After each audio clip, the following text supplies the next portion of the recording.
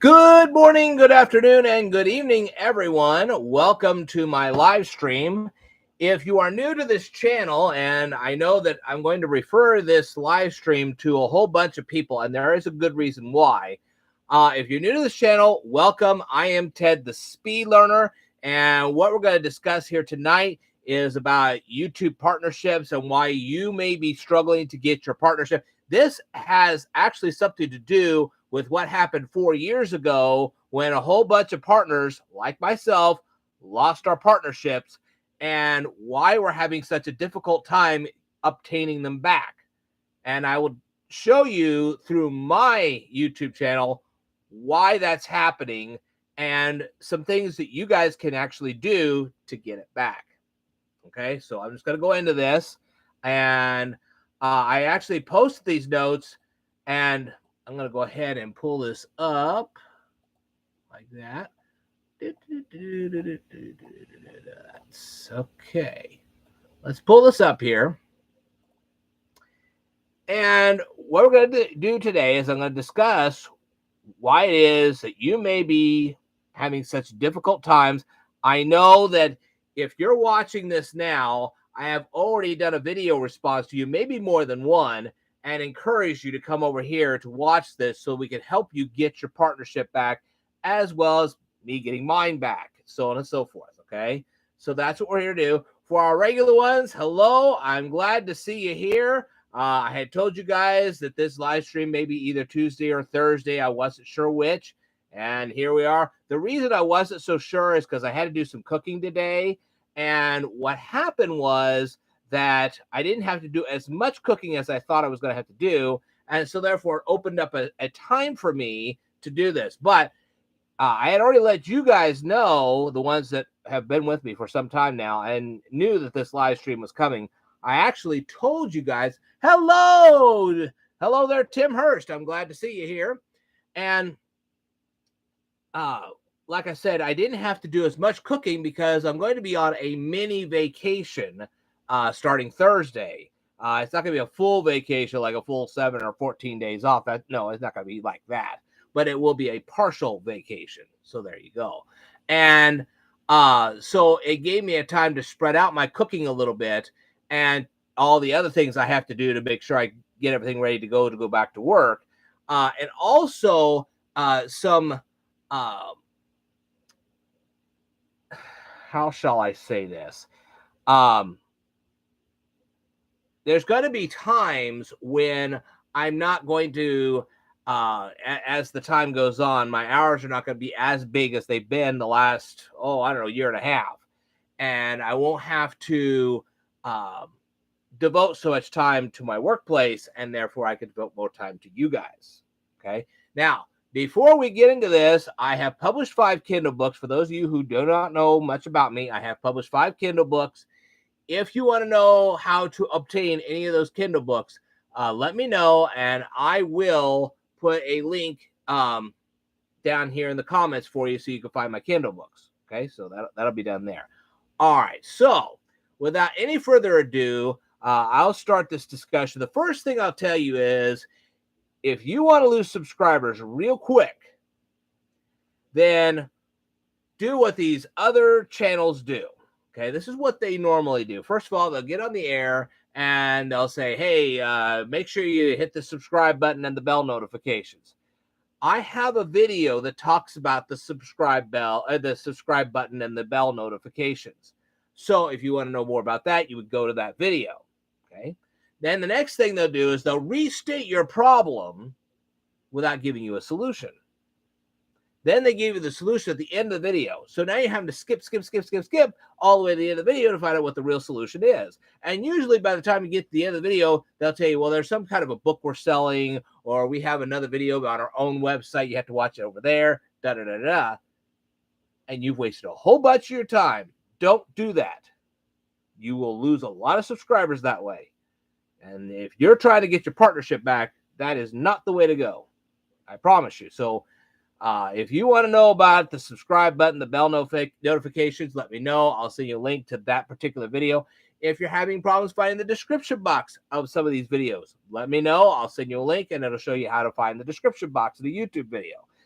If you want to know more about end screens or the community tab or the little boxes that sometimes appear on the top of the screen, let me know and I'll send you links to those videos because I made videos about that too. So anyway, let's get to the meat and potatoes of this stuff. The main reason I'm making this right now is because I'm going to contact people that have lost their YouTube partnerships, and I'm going to try to interact with them, get to know them a little bit, and try to get them to watch this so that they can improve their ratings, etc., etc., etc. I won't get into massive whatever. But anyway, enough dilly-dallying. Let's get into this. All right. Now, a lot of people don't realize how hard it is to meet new YouTube goals. Allow me to illustrate. The first goal in the YouTube Partner Program is relatively easy. I'm not kidding you. All you have to do is either go onto Twitter or go onto Facebook or whatever. Just meet a bunch of people, tell them what you do, and find some people with similar interests, and boom, they'll just subscribe to you like that. Me getting subscribers is not hard at all. I guarantee you. Videotape some parades. That's right. Or do like I do, find something unique like those looking for Lincoln signs that I videotaped and present that, and then invite these people to look at that stuff. Real easy to get subscribers. It's not hard at all. And if you have any difficulty, you let me know and I will show you the way. All right. So getting to that 1,000 subscribers is just it's easy. I have over 2,000 subscribers right now, so that's really not a hard. That's not a hard thing to achieve. Now, how hard is it to achieve the second goal? Well, let me explain that second goal a little more carefully because people don't get this. It's not that you have to accumulate 4,000 hours of watch time. Okay, if that was the case, if that was the only thing you had to do, I'd already be a YouTube partner. Why? Because if you're accumulating that for the lifetime of the channel, you just wait patiently and boom, boom, boom, boom. After a while, bam, you got it. Let me tell you something. And I'll go into this. I have acquired over the lifetime of this channel, and we're talking about 13 years now. Yes, congratulations to me. I've been on YouTube now for 13 years. I have acquired 22.7 thousand hours of watch time since I started this thing. Okay, so if it was just acquiring 4,000 hours of watch time, that'd be no problem. I'd already be back on. But here's the trick. That 4,000 hours have to be sandwiched into a period of 365 days. That's the trick. That is not as easy as it looks. Okay, I've been trying to do this now for almost 4 years. Well, it has now been 4 years. Now, why is that goal so hard? Well, I'm going to illustrate it to you. On Monday, April 5th, 2021, I acquired 5.9 hours of watch time. Okay. On Tuesday, April 5th, 2022, I had to acquire not only 5.9 hours of watch time, but I had to acquire more than 5.9 hours of watch time to keep my yearly watch time total in the positive. Okay. So, in other words, as of April 5th, 2022, I had 2,597 watch time hours in a period of 12 months. To increase this total, I had to acquire more than 5.9 hours of watch time on April 4th, 2022. And every day I face the same problem. Okay. As a matter of fact, since that time, I actually, before this weekend, I went up to 2,603 hours of watch time. Guess what happened? Over 3 days, that went down to 2,600 hours. Actually, 2,599 hours. It went from 2,603 to 2,559. Why? Not because I particularly lost those watch time hours. You don't really lose them that way. It's just not sandwiched into that 365-day spot. See, I have a 365-day total, and it has to stay going positive direction instead of the negative. In other words, I am still above what I was on April the 5th, but I went down from what I was before the weekend. And that's your struggle. You're going to go through this every day until you hit the 4,000 hours. So you actually have to do better this year than you did last year. Every day you have to do better than the last year. There's your problem. Okay? So, why is this so hard? Okay. You have to understand, give me just a moment here. I'm going to turn this off. Thank you.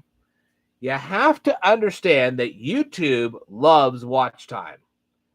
A lot of people will stand there and say, well, it's all about the number of views. Not anymore. If you listen to Roberto Blake or Daryl Eves, either one, you'll find out real fast that view counts mean little to nothing to YouTube. Not at all. It's the watch time. Let me tell you something. YouTube shares videos that gets a lot of watch time. They do not share videos that don't. That's just a fact. And people are like, what? They don't? Nope. So if you're focusing on views, stop. That's a first mistake. I made that mistake too. And I'll tell you what, when I heard Roberto Blake and Daryl Eves tell me that was a big mistake, I stopped. What YouTube wants is for people to stay on their platform for as long as possible. Why? Because YouTube is not the only one that offers video services. Oh no. Facebook does, Twitter does, Instagram does, now TikTok. There's a huge battle between YouTube and TikTok right now. And YouTube's not doing as well. So they want people like us, the content creators, to try to keep people on YouTube for as long as possible. That's why watch time is so important to them. Okay? But that's not the only thing that YouTube likes.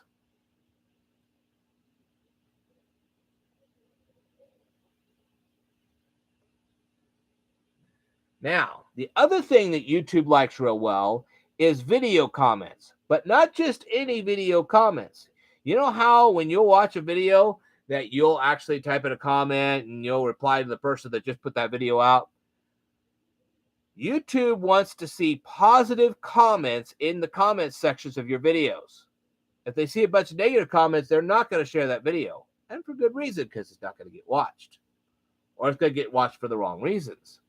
No, instead, they want you to have a lot of positive comments. The more positive comments you get on a video, the better off you are. That's a fact. So, if you don't want YouTube to say, hey, I ain't going to share your video, make sure that the people that are watching your video give you positive feedback because they want that real bad. That's the other thing YouTube likes real well. Comments that are positive on your videos and lots of watch time. They like that. Okay?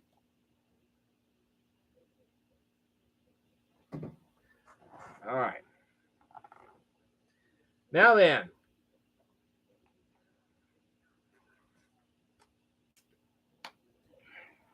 for those of you who have watched me for a while, and even for those of you who haven't, I'm going to test those observation skills of yours because, after all, this is a learning channel. Okay? Did you notice that recently YouTube changed the home screen of your channel? That's right. It used to be that if you had over 1,000 subscribers, you got a community tab. Okay? If not, you had a discussion tab. And when you had the discussion tab, you could actually leave a comment for a YouTuber without having to leave it on his or her video. You can just leave them a private message. No problem. But YouTube's cut that all off. They want you to comment on their videos because this is the proof that somebody's actually watched your video and taken a specific interest in your video. That's why they want the comments. That's why they want the positive comments, because it says, hey, not only did this guy watch your video, but he actually liked your video and liked it enough to leave you a positive comment. That's what they're looking for. So,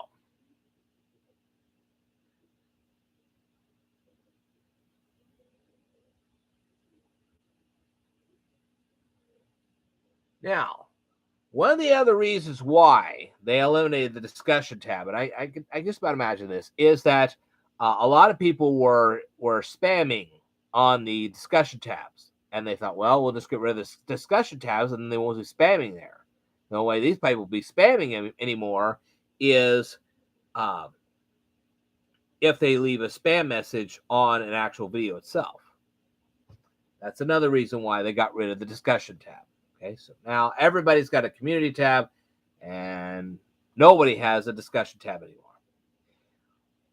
What they like to see you do is to try to contact people. If you want to leave them a private message, contact them off the platform. So my first recommendation to those of you who are still struggling with the YouTube Partner Program is to let people know, and I do this in my Navigating My YouTube Channel video. I let people know that I have alternate social media sites. I have Twitter, I have Facebook, I have Gab, okay, and I have a few other sites. Some of those sites I don't check very often, but others I do. I do have an Instagram, so if you want to go over there, you can. And let people know that stuff's there. You may also want to let them know if you have a Patreon, which I do. Go on to Patreon. Or if you have a, I sell Amazon books. So, yes, you can go on Amazon. You can contact me there, too. There you go.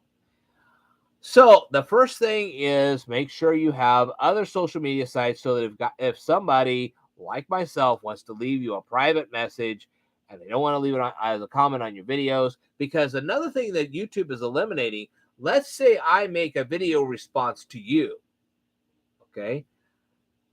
And I want to tell you that I have left a video response to you. I've reviewed one of your videos, and I have now left a video response for you to see.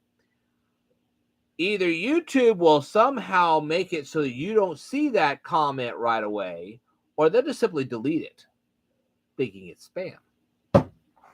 You like them apples? They're wanting you to watch the videos, but they only want you to leave happy comments. That's not very authentic, but okay, whatever. So if you have a private message for them, you have to go on another one of their platforms to do that. So if I were you, right there on your home screen, I would put up a video that make it your featured video and say, hey, these are my alternate links. You can go to my Twitter. You can go to my Facebook. You can go there. Have a fan page. On a Facebook, have a fan page. That makes a big difference. Matter of fact, the content I'm presenting now was actually put on my Facebook fan page a few days ago before I did this live stream. For those of you who are regular watchers, you knew this. Everybody else, you didn't. So another tip for you guys is don't just have other platforms you're on, but make sure that if you're on Facebook, have a fan page so people can get a hold of you. Because YouTube frowns upon that for some reason. I don't know, but anyway, let's go on. Okay, next issue, and I've had this issue myself. It's about your thumbnails, okay? The YouTube, whatever, I don't know, it's their computer bots, will actually generate a thumbnail for your video unless you put up a custom one yourself.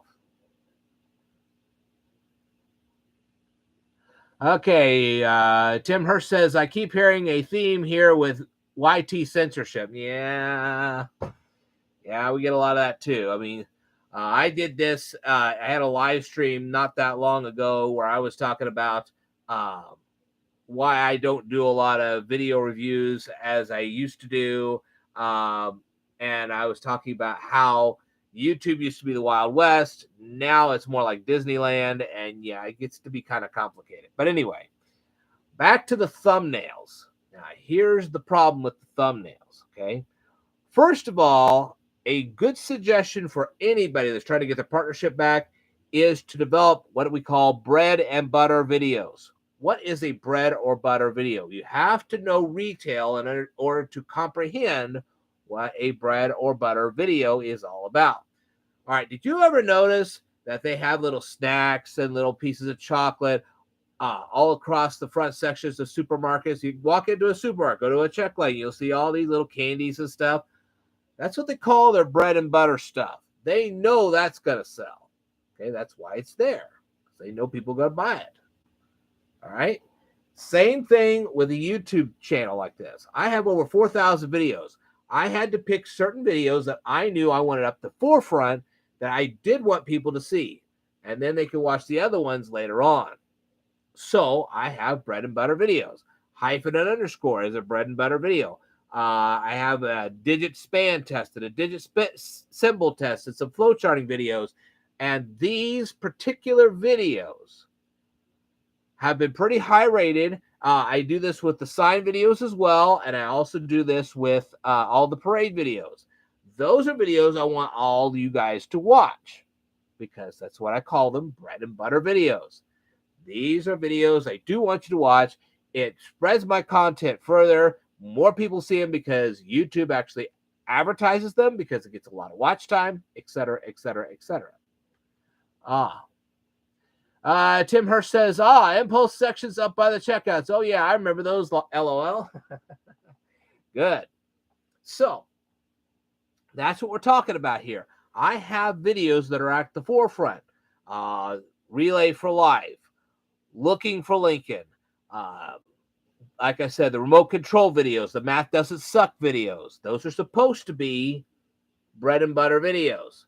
The smartphone videos, all of them are supposed to be bread and butter videos. Okay, they're supposed to receive a lot of watch time. People are going to watch this kind of stuff. Whether they go and watch Euclid's Elements or not, they're going to watch this. I promise you. That's why I made them that way. Okay, they're supposed to be my bread and butter so they can always get ratings. And let me tell you something. Later on, when you get your partnership, they're the ones that are going to earn you all the money. I promise you, because every time they turn around, they're going to be watching that one. And hyphen underscore is one of the big ones that I have. The thing is, you say, well, wait a minute, you have two hyphen underscore videos. One is hyphen underscore, which is about a minute long, and then you have a hyphen underscore etymology and update video. Why is that second one, which is supposed to also be a bread and butter video, why is it not getting the same ratings as the other one? I'll explain that in a minute. Okay, so what's the deal with the thumbnails? Okay, the better the thumbnail, the more likely YouTube will promote it. That's right. The reason I say this is because it seems that young adults are paying more attention to the thumbnail of a video than they are of the actual title of a video. I'm not kidding you. You said that, wait a minute. Because what they're doing is they're taking their smartphone and scrolling like this, and they're looking at the pictures and they're not reading the titles at all. Maybe if they're watching your video, they might actually take a look at the title to see if that title tells them anything more. Maybe. We'll see. But most of the time, it's they look at the thumbnail, and if they don't like what they see on the thumbnail, they'll pass right past your video. I found this out. So I changed my thumbnails. Not every video, but the ones that I wanted to be the bread and butter. I changed the thumbnails. And one of the ones I did this with is the hyphen and underscore video. Why did I do it with that one? Because I had actually placed in the description box a link from the original hyphen underscore video, which I made 13 years ago, to the newer one that I made not too long ago. And I wanted people to go from one to the next. And so I put on the thumbnail the words, please read description box. So they would go down the description box, see that I had a link to a more modern video, click on it and watch that. Did they do that? Some did. A lot of them didn't. I'll tell you why.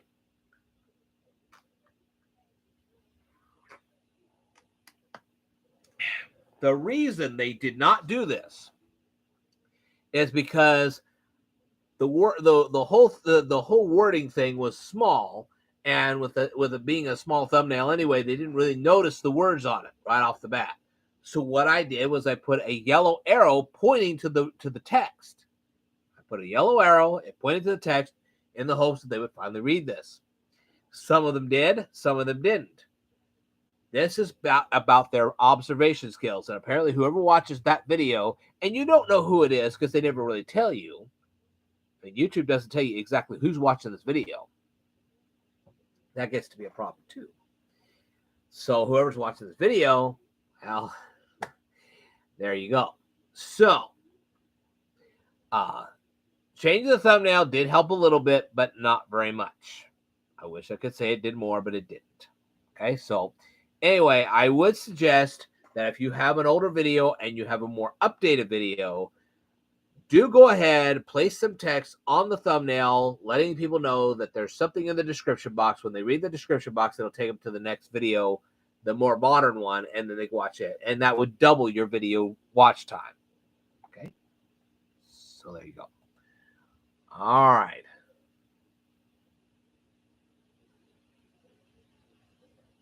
Now, let me tell you how all this works. You're going to see in your YouTube analytics, they'll say impressions, views from impressions, and watch time. What that impressions means that they see if they start scrolling through all the available videos and they stop looking at your thumbnail for more than a second, YouTube calls that an impression. If they actually click that thumbnail when they have looked at it and they think, oh, this is kind of cool, they click it, that means that's a view from an impression. If they watch the video, that's watch time for you. Okay. But that becomes a problem in itself, and I'll explain that in just a second.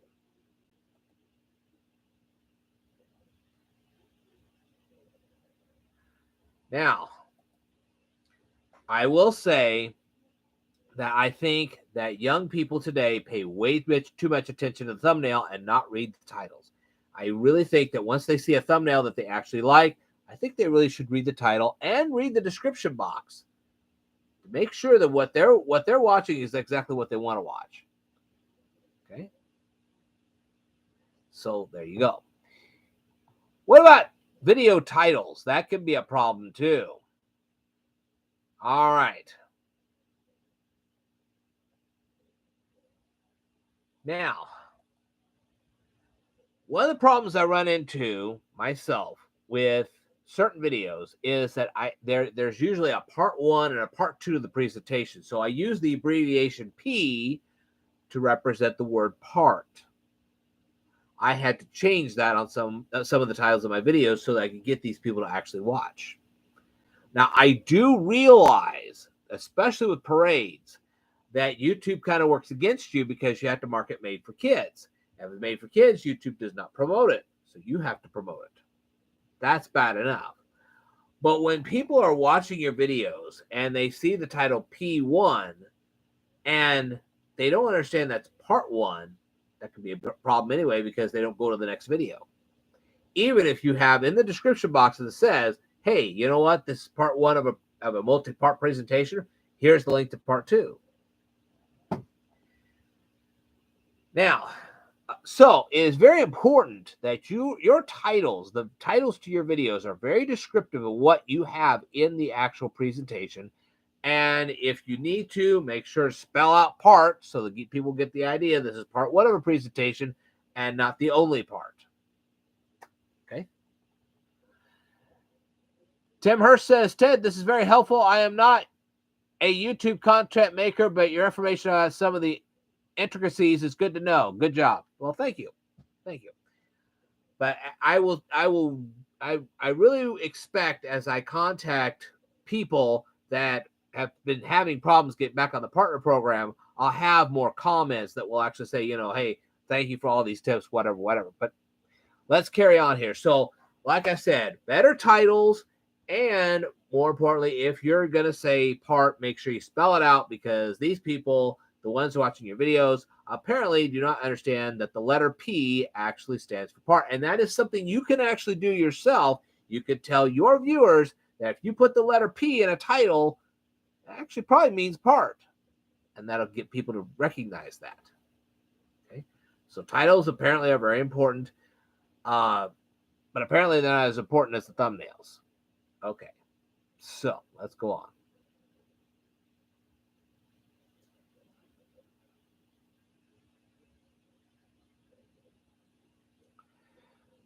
Now,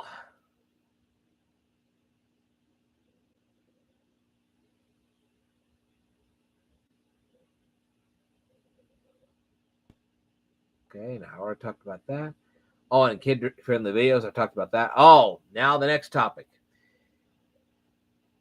YouTube cards, the ones you see up here on the top of the screen, which you aren't seeing one right now, but if I had one, I'd put it right up here, and end screens. That's another one we have a problem with.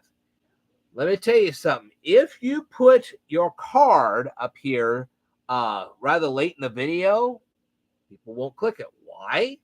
Because they don't watch the entire video.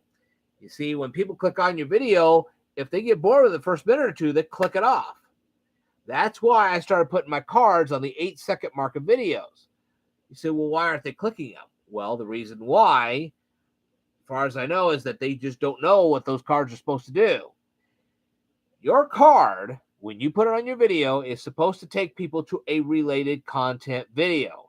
Don't just send them anywhere. Send them to something that's going to be related to the video you already done. Remember what I said about bread and butter videos? There you go. I have a 7-part presentation about Samsung smartphones.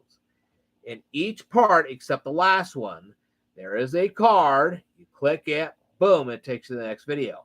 Also, at the end of those videos are end screens, and there are little cards that appear at the end of the video, and they take you to part 2, part 3, part 4, so on and so forth until you get to about the 7th part, and they don't take you anywhere because there is no 8th or 9th part. There will be someday, but not yet. So it is important to use those cards and end screens, and also make sure you continually tell your audience that there may be cards, there may be end screens, look for them. That's another thing you can do.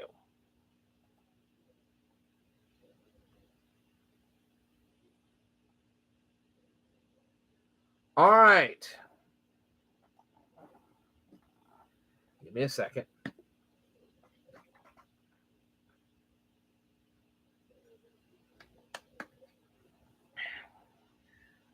I get these complaints sometimes, not necessarily on my more recent videos, but on some of my older videos. I get these complaints all the time. What complaints do I get? Well, your lighting's bad. Well, your sound is bad. Well, what was the third one I got? I get a third one on this one too. Your resolution's bad. Okay. As for the resolution, that has gotten better over the years. Why? Because I have better internet. That's why. I couldn't have done a live stream like this 13 years ago. It would have been impossible. The internet speed was terrible. It wasn't so much the download speed. The download speed was fine. It was the upload speed that got to be real bad. So a live stream like this would have been possible 13 years ago. And this was the same thing. And remember, the computer I processed this stuff on was not as sophisticated back then as it is now. It's much more sophisticated. Thank heavens. But back then, it was just horrible. All right. So that's why I made low resolution videos for 2 reasons. One, it was taking forever to get the video processed. And then secondly, to get it uploaded onto the screen, which was even worse. So I did not want to spend all day loading up a single video. Now, I did that a few times for parades, looking for Lincoln signs. I had no problem with that. But for regular, average, everyday videos, I didn't want to go through that big process. And now you know why. Today, that's not a big deal. Okay. Now, another question I get asked a lot is, why do you have parts to your presentation? Well, sometimes I just want to cover one topic or the next. It's the same thing with Math Doesn't Suck. I wanted to cover one chapter at a time. That's why I did that. With parades and looking for Lincoln signs and stuff like that, especially with parades, the file sizes, if they get to be a certain amount, YouTube will not let you put the whole thing up in one shot. So you have to split it up so YouTube will allow it. That's why. They're better at it than they used to be, but still we got problems. There you go. So what about bad lighting or bad sound? Okay. Some of my older videos did have bad lighting and bad sound. There's no question about that. But here's the case. If it's true that only they get bad ratings, then why is it that my parade videos get bad ratings too? That was done in natural sunlight. Best light you can get. Why aren't they getting high ratings? Looking for Lincoln signs. They were done in natural sunlight. Natural, and everything was all natural. Why aren't they getting great big ratings? Don't know. The thing is, when you come to an educational channel, you are not coming here for my face. Okay? If all you're looking at is my face, then you're missing the point of this. It's not what I look like that's important. It's what I'm telling you that's important. Let me tell you something. I still, right now, even though I had to buy a couple pieces of exercise equipment, relatively speaking, I had the money for it already. So as soon as I go to the bank, sometime this week, I'm going to go to the bank. I don't know exactly when I'm going to go to the bank, but I'm going to go to the bank sometime this week and go put some money in there. Boom, I'll pay that all off. And my credit card will be zero again. There you go. So I live debt free. It's not the best conditions in the world, but I live debt free, and I go to bed at night peacefully. I really do. Can you say the same thing? We'll find out. We will find out. So, like I said, when you come to an educational channel like this, it's not what I look like that counts. It is more of what I'm telling you that counts. And right now, with your current economic situation, I know some of you people, and your economic situation, don't try to snow me on this. You need everything I'm giving you. The time of the haves and the have-nots is here. You will either be the haves or you'll be the have-nots. That's up to you. If I were you, I'd study, and I'd study under me. That's what I do. Anyway, so don't criticize my lighting or my audio. You might criticize that a little bit, especially if it's on the TV, because I know you can play the YouTube videos on the TV. There you go. Anyway.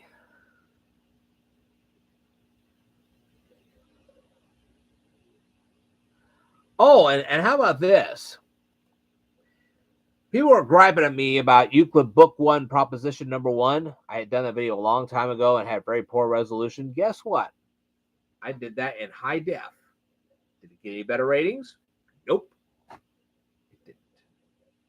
So don't tell me that it's all about the lighting or the sound or anything like that, even the resolution.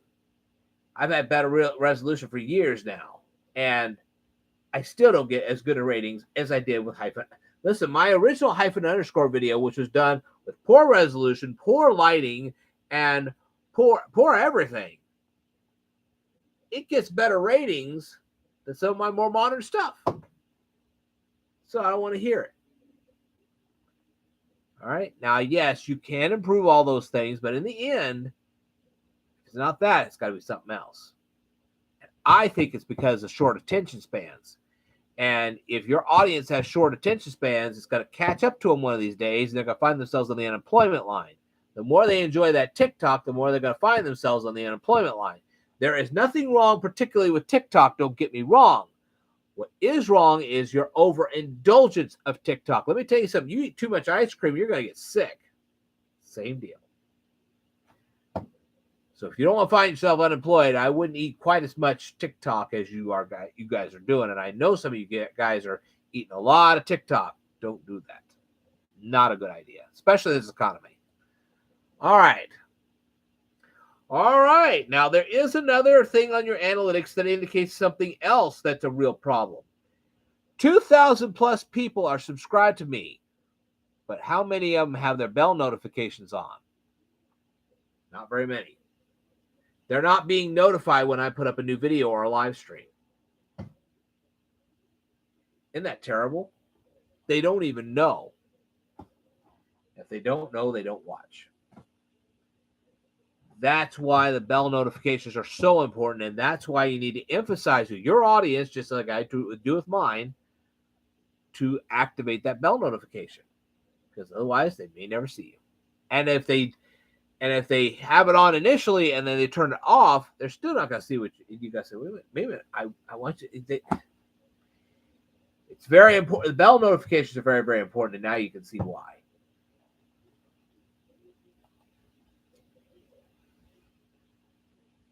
Okay. So the main thing is that, yes, when I added the words, please read description box on my _ video and then had an arrow pointed to it, that did change my ratings to some degree. Conversing with some of the people that I'm subscribed to, that are subscribed to me on Twitter and Gab and other places, that has helped out. Also, if you're trying to find new people, search Twitter for the following hashtags: good morning, good afternoon, and good evening. You'll find a bunch of wonderful people that will communicate with you. You communicate with them a little bit, and then finally they take an interest in your channel, and there you go.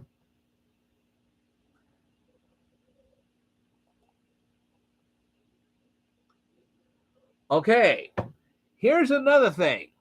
Facebook tab. It's Facebook tagging. Okay. If you send a message from, you make a Facebook post and you make it on your friend's Facebook page, your friend will see the post, you will see the post, but nobody else will. But if you tag your friend in your Facebook post, they will see the tag, they'll see the post, and their friends will also see that friend of yours was tagged in your post. So all their friends will see that particular friend was tagged in your post.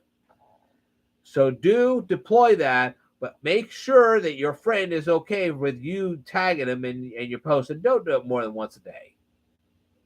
Don't do it more than once a day. That would really upset them.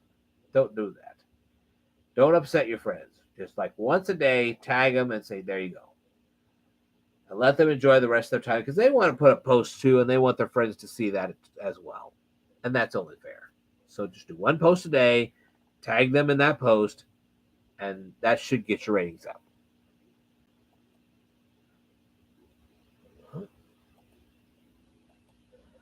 All right.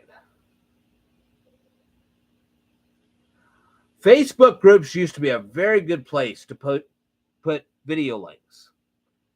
The problem is that these Facebook groups have become more closed and more centered. They won't let you do it anymore. I used to do that with Decatur, Illinois, then and now, and Taylorville Group, and a few others. They've really kind of like, nah, not so much. Now, when I do the Labor Day parade and when I do the Christmas lights, they seem to be fine with that, because that's holiday stuff. Beyond that, they're a little like, yeah, not so much. So I wouldn't make a lot of posts, especially if it's not related to their group. If it's related to their group, that's one thing. If it's not, I would not recommend that very much. Okay. Now, another thing that'll help out a lot is if you decide to post links on your own Twitter feed, not on somebody else's Twitter feed, but on your own Twitter feed, and you have a bunch of people following you on Twitter, they'll see those links. And some of them might actually be nice enough to share them, but let them decide if they want to share that link or not. Another thing that would help you out a lot is if you have a YouTube buddy that decides to put one of your videos in one of his playlists. So when somebody watches his playlist, they'll see your video. That's always nice too.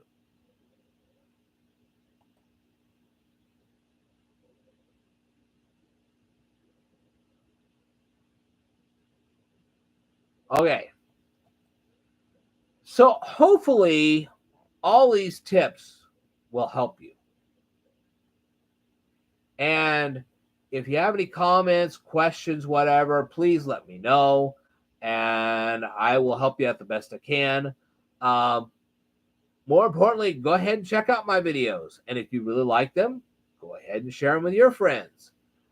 Or you could just tag your friends, depending on whether they would like for you to. You could ask them first. Hey, look, I got some friends. I said, can I actually tag you in these video posts? They said, well, as long as it's not more than once a day, fine. I said, sure. I respect that. So once a day, I do that for certain friends. So others are like, nope, don't even tag me. Fine. I don't care. So that's the way that works. Now then, as I said, I'm going to be doing a mini vacation. At that time, I will be doing another live stream. Well, I will actually have video responses for some people. And you guys are all watching. If you want to watch that, that's fine. I will do another chapter of Math Doesn't Suck. I've got the book down here someplace, and I'll go ahead and open it back up. We'll do another episode of that. There'll be other things I'll be doing as well. I'll be working on my Kindle books. I have said that now 3 times in this video. If you are interested in any of my Kindle books, please leave me a message down there in the comments, and I'll send you links. You can look those up yourself.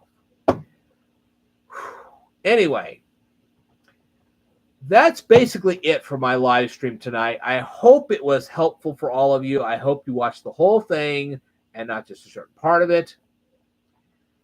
Sorry it was a little short, but I do have to go to work tomorrow and I have to get things ready. So I hope you guys have a wonderful evening, and I will see you sometime in the next 7 days or so as I have this little mini vacation. All right. I will tell you more in a future video, so I'd like for you to stay tuned.